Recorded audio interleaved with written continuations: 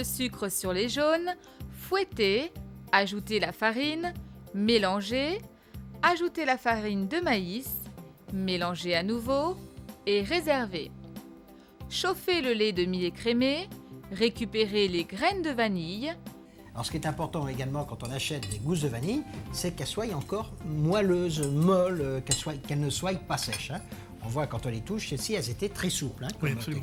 Ça c'est important. Mélangez, portez à ébullition. Alors c'est mieux, hein. On peut commencer par mettre le lait au début puis préparer ses jaunes. Mais il faut faire assez vite parce que le lait risque de bouillir et de passer au-dessus. Oui. Alors pour être plus sage, on prépare les jaunes. Une fois que les jaunes sont bien mélangés avec le sucre, on porte le lait à ébullition comme nous venons de faire. Versez la moitié du lait sur la crème et reversez l'ensemble dans la casserole. Portez à ébullition sans cesser de remuer, cuire pendant 20 secondes et retirer du feu tout en remuant.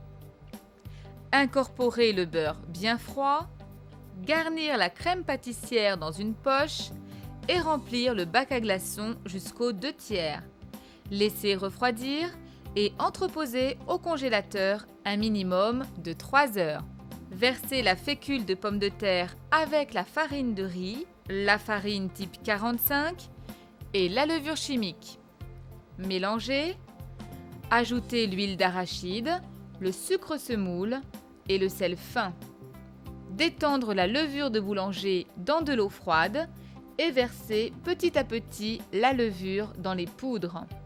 Mélangez, fouettez le blanc d'œuf avec une pincée de sel, l'incorporer dans l'appareil et mélanger. Ça c'est la bonne façon de mélanger, hein, en tournant le saladier en même temps. Voilà. Voilà comment on fait un mélange. Laissez fermenter à température ambiante pendant 15 minutes. Trempez les boules de vanille glacées dans la pâte à beignets et frire jusqu'à coloration. Réchauffez les beignets dans le four à 180 degrés pendant 1 minute et les roulez dans le sucre juste avant de déguster.